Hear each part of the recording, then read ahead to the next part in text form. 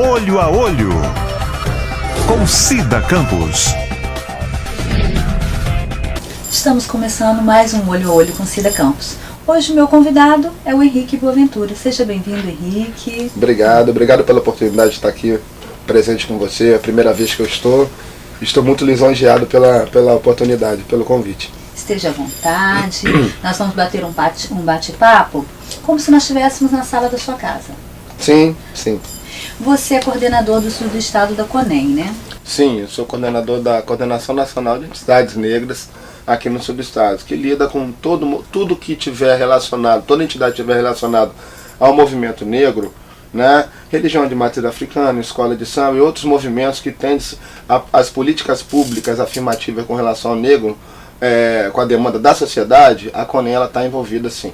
O que é CONEM? CONEM é a Coordenação Nacional de Entidades Negras. A gente ajuda a coordenar todo o Brasil com relação às conferências que existem no Brasil, seminários, né, para conscientização das pessoas, no caso para sustentabilidade, de repente dentro de uma comunidade de religião de matriz africana, a gente faz uma orientação, a gente dá o caminho, né, os pontos de cultura, onde acontecem projetos socioculturais. Então a CONEM está envolvida em todo nesse aspecto. Hoje você vai falar um pouquinho sobre intolerância de religião. Sim. Tem acontecido muita intolerância na nossa cidade, em Cachoeiro? Sim, ela acontece, Cida, todos os dias, toda hora. O problema é que ela não é relatada e ela não é feita a denúncia, né? Talvez por medo de represária das pessoas que sofrem a intolerância religiosa, em perder seu emprego, em perder a sua casa. E tem todo esse medo das pessoas que são de religião de matriz africana, na maioria das vezes, que recebem, acontece um problema de intolerância religiosa. O problema todo da falta da denúncia no município é isso, mas acontece demais.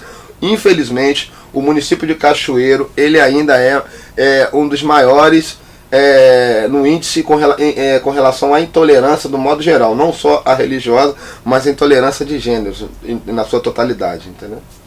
Quer dizer, então, que o que aconteceu com aquela criança no Rio de Janeiro, que ela foi agredida com pedras, né? Sim.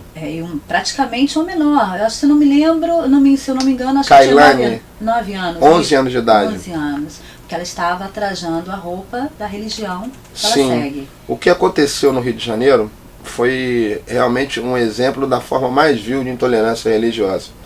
Porque a intolerância, ela, na maioria das vezes, ela é psíquica. É uma fala, um negão, uma forma de se manifestar num diálogo com uma outra pessoa. Pode acontecer, mesmo às vezes sem a pessoa querer, né? Pode acontecer um problema de intolerância e de discriminação. O que aconteceu com a Kailane ali no Rio foi realmente uma agressão física, né, de duas pessoas que se intitulavam evangélicos, homens de religião, que, na minha opinião e para a opinião, acho, de toda a sociedade, são criminosos que têm que estar na cadeia. Essas pessoas elas têm que realmente ser condenadas e parar na cadeia, né? Agora, com relação às pessoas que se manifestaram contra esse ato vil que aconteceu lá, eu quero parabenizar todas as pessoas, inclusive até um pastor que fez toda essa mobilização no Rio de Janeiro na luta contra a intolerância religiosa devido ao fato acontecido, o pastor João Luiz. Inclusive ele já foi pastor da primeira igreja batista aqui de Cachoeiro. Outra vez eu tive num programa na Record News, e outra vez eu quero parabenizar o pastor pelo ato dele, porque esses líderes religiosos e as pessoas que se manifestam contra esses atos vis, eles não se tornam cúmplices desses atos.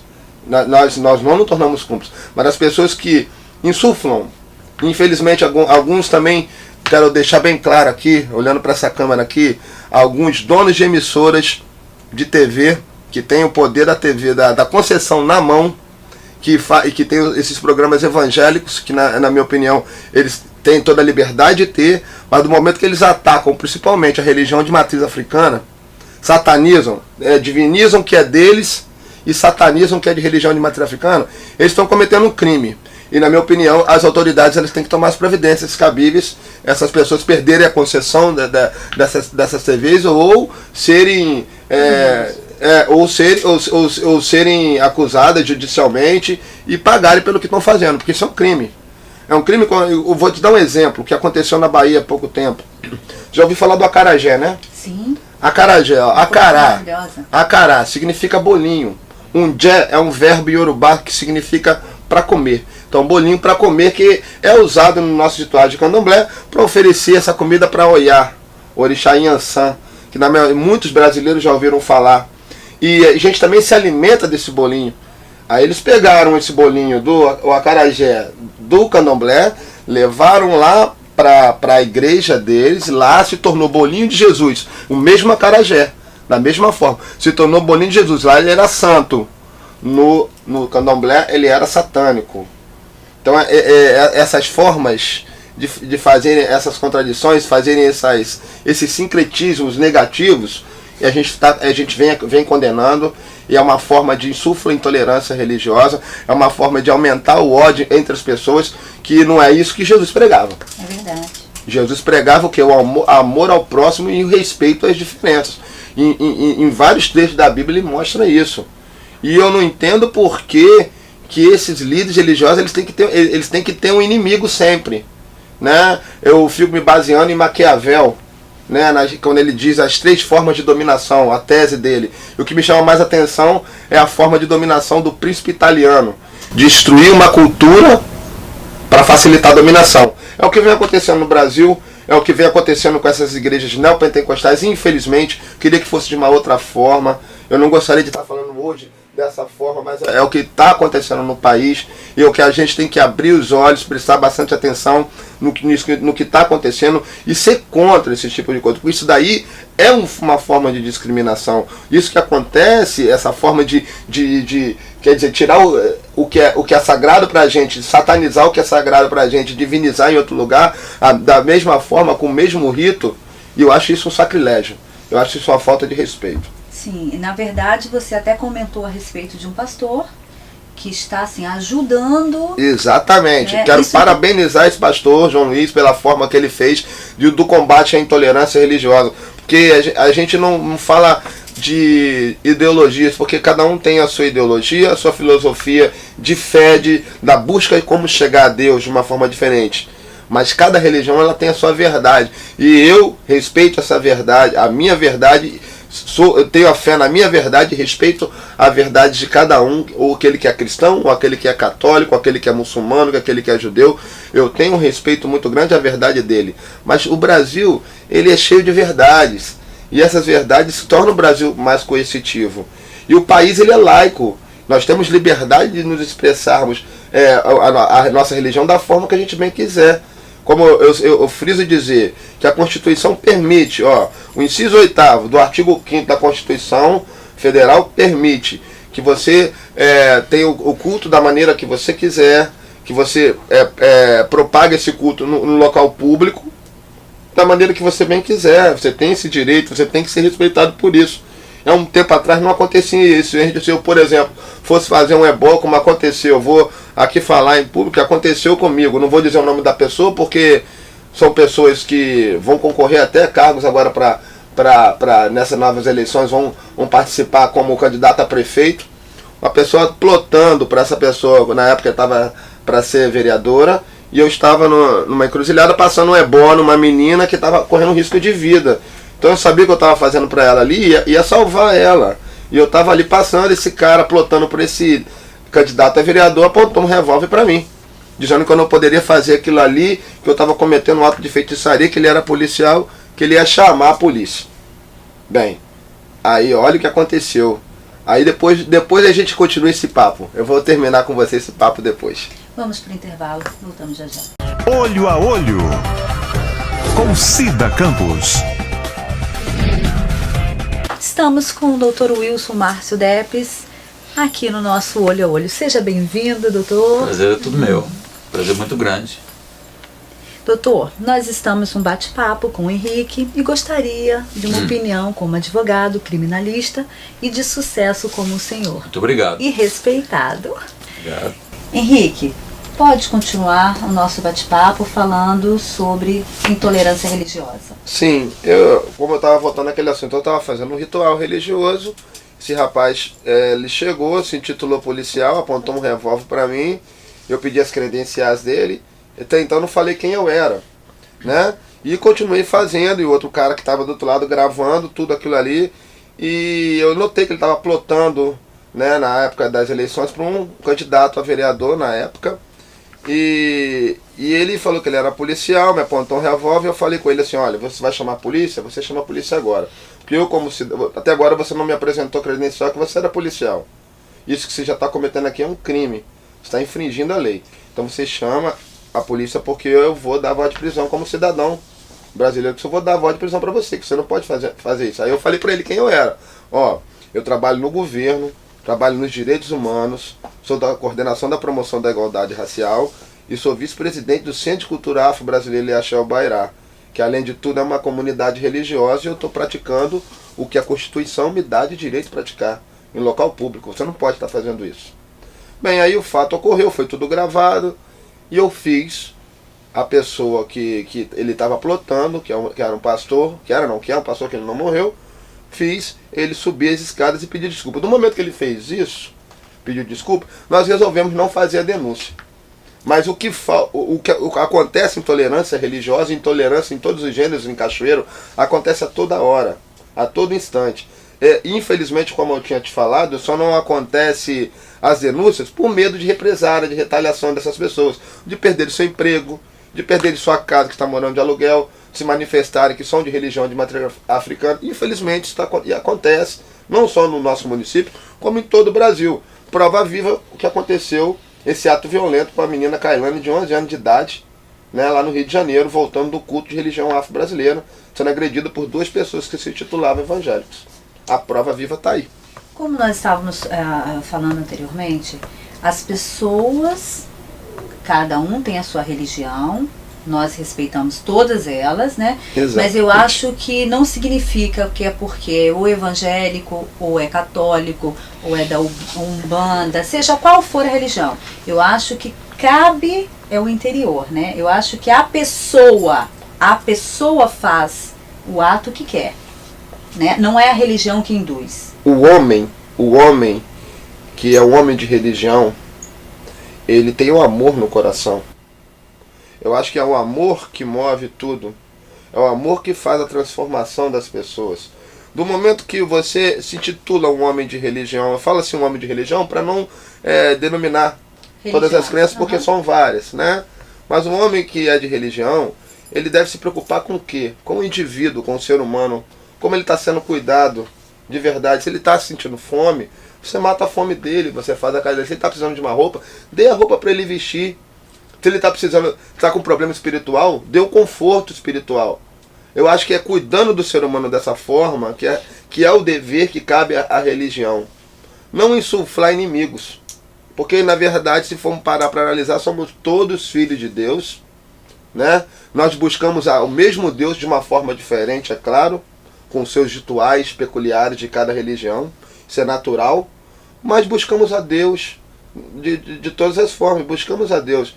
E Deus, na minha opinião, na minha concepção, eu acho na concepção de todos os homens que têm religião, é o amor. Como Jesus, na passagem dele aqui na Terra, também pregava o amor. Henrique, em Cachoeiro, especificamente em Cachoeiro, alguém da sua comunidade religiosa já foi agredida? Sim. Inclusive na passeata, eu não vou relatar de novo o que meu pai falou em público lá. Aconteceu um ato de intolerância religiosa dentro do trabalho de uma menina que trabalhava no governo, né? Mas o governo, na mesma hora, ao saber dessa denúncia, tomou as providências cabíveis. Porque esse governo que está aí, ele realmente, o governo do PT em todo o Brasil, ele abriu as portas para os movimentos sociais, deram força aos movimentos sociais dentro de todos os municípios, dentro de todo o Brasil. Os movimentos sociais se fortaleceram. Os programas de governo são participados diretamente com a sociedade.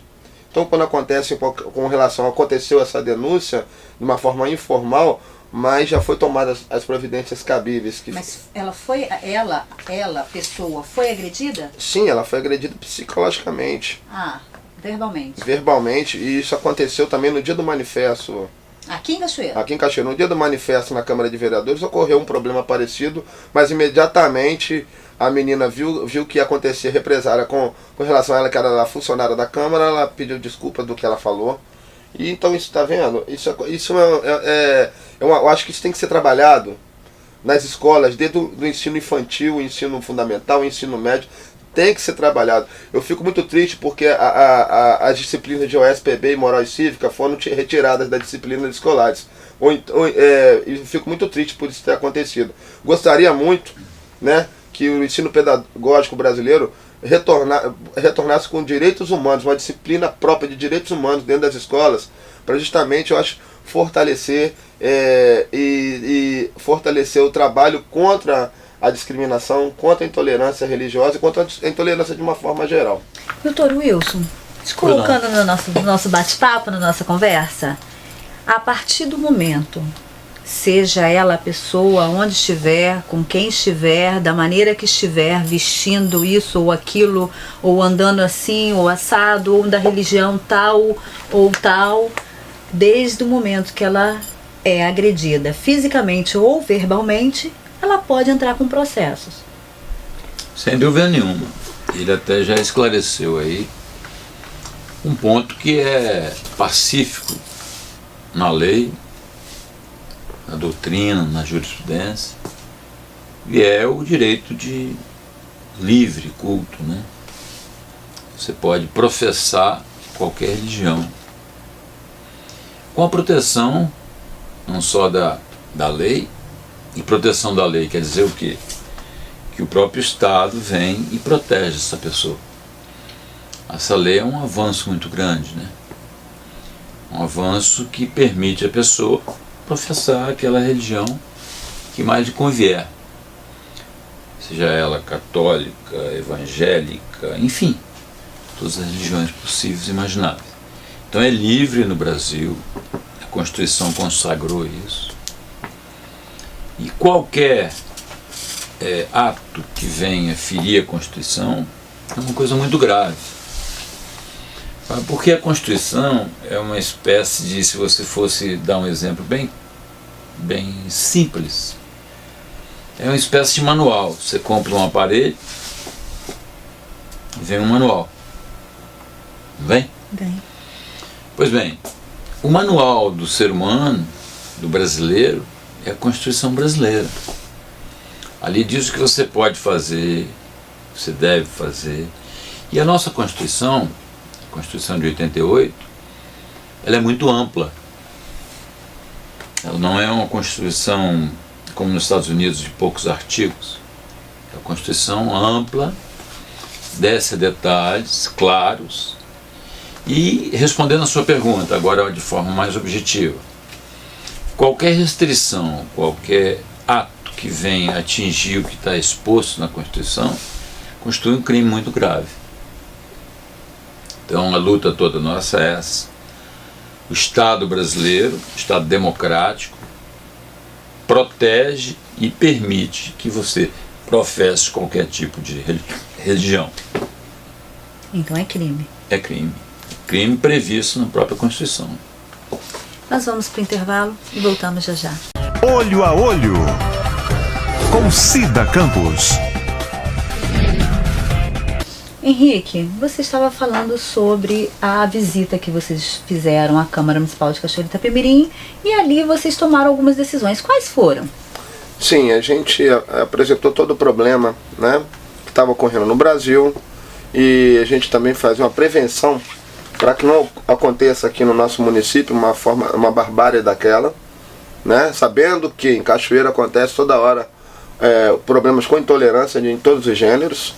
E a gente conseguiu a sensibilidade de um vereador, né, em promover uma audiência pública com o tema intolerância religiosa, que já está até marcada para o dia 20 de agosto, a partir das 6 horas da tarde até as 9 horas da noite. E o doutor também, o senhor está convidado a participar, tá?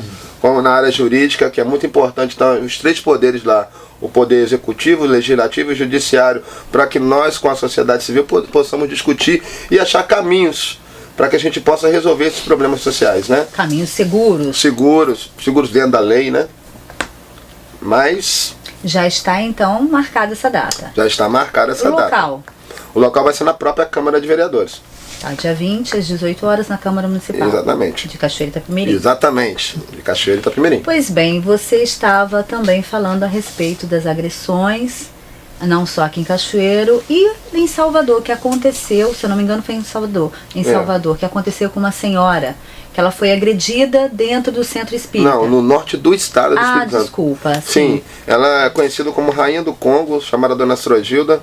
Ela foi agredida, entraram dentro do terreiro dela, tiraram as coisas, que ela é umbandista, né? Tiraram as imagens, os objetos litúrgicos dentro do terreiro dela, quebraram, e ela, a senhora de 95 anos de idade, não foi respeitada. Passou mal, foi parar no hospital, correndo risco de vida. Isso é um traje. Isso é falta de respeito como cidadão brasileiro. Com certeza. Me fala a respeito. Macumba, candomblé, umbanda. Qual é a diferença e o que é? Muito interessante a sua pergunta. Olha só. Macumba, na verdade a palavra certa é cumba. Cumba é um instrumento, tipo uma maraca, que é feito para fazer festa, para usar nas festas que os negros usavam. A gente tinha um casamento, eles usavam aquilo ali com atabaque e faziam festa, chamavam cumba.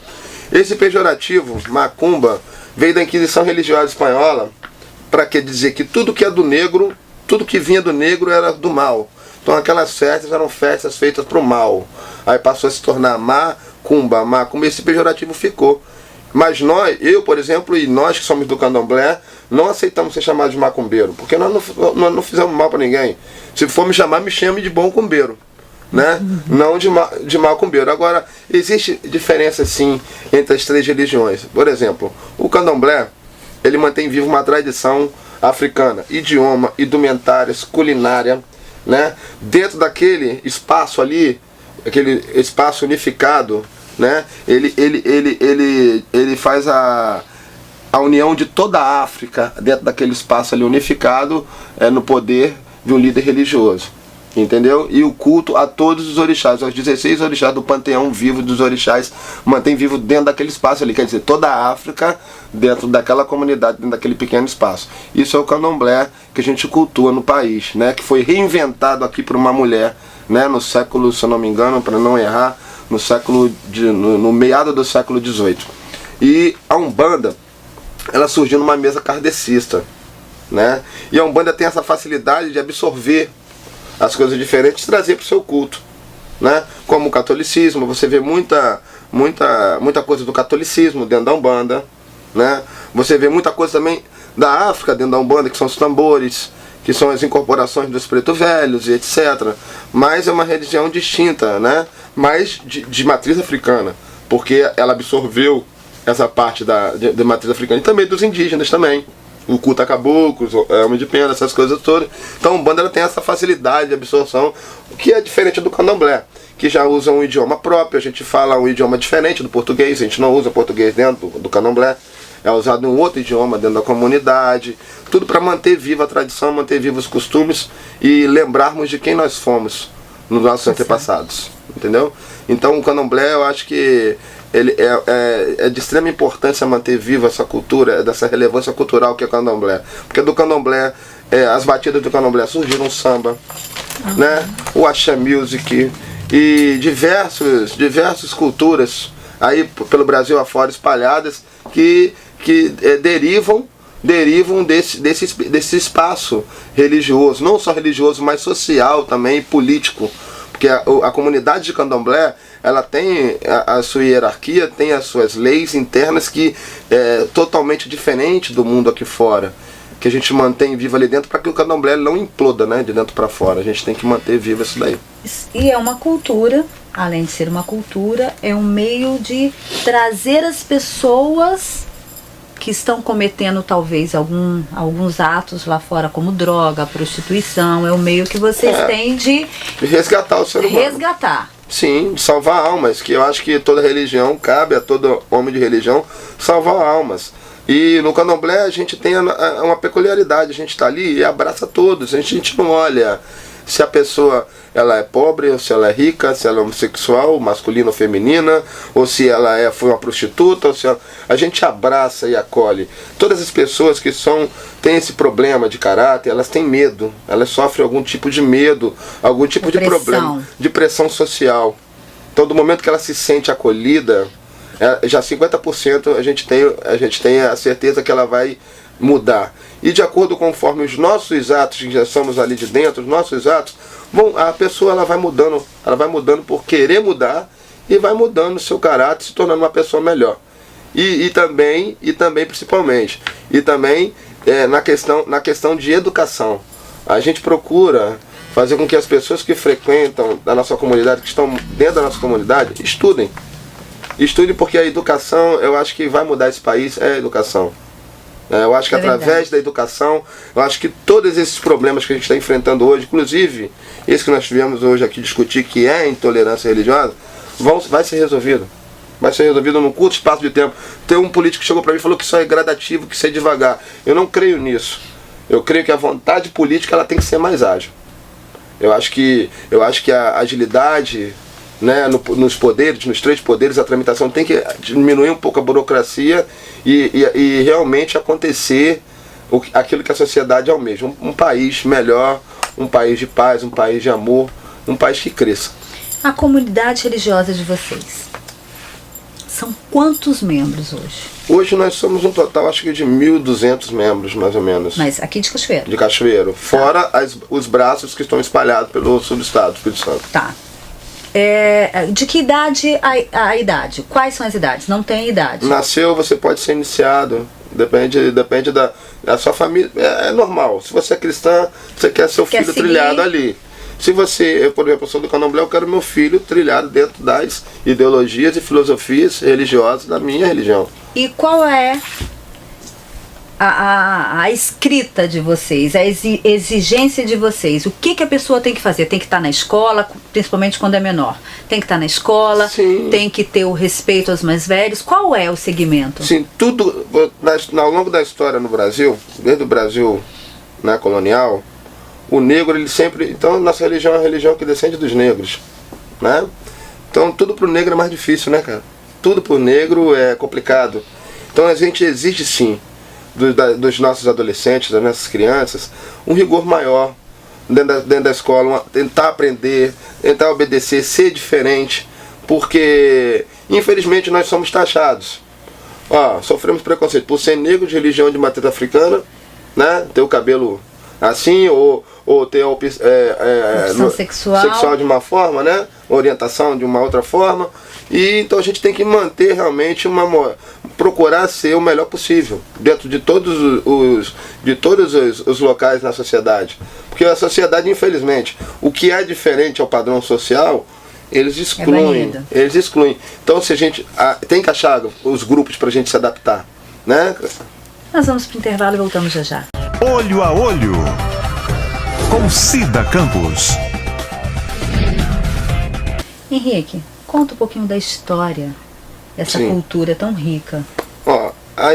Vou começar primeiro dizendo que nós, como brasileiros, nos sentimos envergonhados pela história com que se procedeu no Brasil colônia, quando o negro veio para cá como escravo.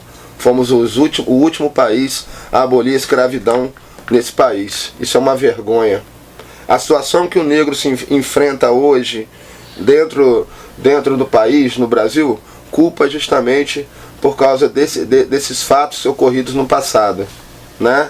Quando a Lei Áurea foi assinada pela Princesa Isabel, foi porque ela queria assinar. Foi porque foi pressionado por outros países europeus, né, com sanções econômicas que forçaram o Brasil a assinar a Lei Áurea. Pegaram os negros, que foram a mola mestra desse país, ainda hoje é a mola mestra desse país, economicamente dizendo, empurraram ele para aqueles locais que hoje se intitulam favela, que hoje o poder público não tem condição de assegurar a segurança para aquelas pessoas de bem que moram ali dentro. Quer dizer, na maioria das vezes na cadeia se encontram, a maioria são negras, de classe, os mais desvalidos de todas as sortes. Infelizmente, isso daí é por causa da história do passado que fizeram com os negros e tentaram fazer com nós de religião de matriz africana, o candomblé. Tentaram de todas as formas destruir a nossa cultura. Conforme eu estava falando com você, foi maquiavélico, né? Destruir uma cultura para facilitar a dominação. mas graças a Deus fomos inteligentes, usamos as irmandades católicas para manter o nosso culto vivo e nos reorganizarmos. E o candomblé é isso daí. Dentro de uma casa de candomblé nós contamos a verdadeira história do negro. O negro não vem para cá só para trabalhar na mineralogia, na criação de gado e na plantação de cana-de-açúcar e café. Ele veio para cá para ensinar o homem branco a trabalhar, porque eles sim eram técnicos nessas áreas. Eles sim vieram trazendo as técnicas de criação de gado extensivo, de plantação extensiva, na mineralogia, na extração de diamante, né? Os malês, que eram o povo muçulmano negro de origem iorubana, que fizeram a primeira revolta contra o Estado em 1835, né? Queriam criar um Estado islâmico dentro do Brasil. Por exemplo, o Zumbi, dentro do seu quilombo, queria criar um Estado africano dentro do próprio Brasil, quando Portugal perdeu o poder para a Espanha e o Brasil ficou abandonado. Mas, infelizmente, o que acontece hoje na nossa sociedade, os padrões sociais que foram criados ao longo desse tempo, exclui o negro, exclui principalmente o negro de matriz africana de muita coisa ainda nesse país. Esse país precisa ter a equidade social, ainda falta muito para chegar. Mas eu creio que nós já estamos aqui hoje com essa entrevista, fazendo com você, Cida, e com o nosso amigo aqui do Poder Judiciário, nós já estamos caminhando para frente. Eu fico muito feliz. Eu espero que a gente consiga fazer mais. Eu espero que, a um curto espaço de tempo, nós possamos vir aqui para dizer que a intolerância religiosa, a intolerância de gênero não existam mais nesse país. A homofobia seja exterminada desse país. Henrique, sobre essa roupa, sim, esses colares... Vou explicar para vocês. Esses colares aqui simbolizam cada orixá, né, do nosso panteão. Eu, por exemplo, sou um Ogã, né? Um Ogã significa ministro. Eu sou Ogã da Casa Real de Xangô, do rei Xangô, que é o Senhor da Justiça. Então esse colar aqui simboliza Xangô, que é um orixá. Esse outro colar simboliza uma outra orixá, que representa a vida, a fertilidade, que é o Oxum. E que representa uma mulher grávida, por exemplo, gerando um filho, é a representação própria de Oxum. E o orixá mais polêmico no panteão é Exu, que infelizmente pegaram Exu e fizeram Exu como diabo. O diabo pra gente não existe. O diabo ele é cristão, né? Ele está lá na Bíblia. Para nós que somos de candomblé, Exu não é diabo. Exu, ele simplesmente, a palavra Exu significa um mensageiro. Ele é o único que tem o poder de ir à terra aos céus, levar as mensagens para o Orum, para Deus Todo-Poderoso lá em cima, o Olorum, e para a terra, nos orixás que tomam conta de cada um de nós aqui, que todos nós temos um. Isso é na concepção religiosa iorubana. E a outra? Essa outra aqui? Essa aqui simboliza a conta da vida e da morte. Eu, enquanto nasci como homem de candomblé e de cargo, eu possuí essa conta. Quando eu morrer, é essa a única conta que vai comigo. E a roupa? Ah, sim. Essa roupa é de origem nigeriana. Vocês passam o dia vestido assim? Sim, dentro da nossa comunidade religiosa, eu também saio com ela pra rua pra fazer tudo. Eu procuro não me diferenciar, entendeu? Mas essa roupa é uma roupa tradicional de festas, uma roupa tradicional que a gente usa dentro da nossa comunidade religiosa. É uma roupa de origem nigeriana, né, que todos na Nigéria usam, e é uma roupa comum dentro da nossa comunidade. Muito elegante. Obrigado. Deixa uma mensagem de paz para todos que estão nos assistindo. Sim, olha só. Vou falar uma mensagem em Yorubá, e depois vou traduzi-la para todos, tá? Nifé que olorum fé. Que Deus possa abençoar cada um de nós. Amém. Tá? Muito obrigado pela presença, sucesso. Obrigado. Olho a olho, termina aqui. Olho a Olho, com Cida Campos.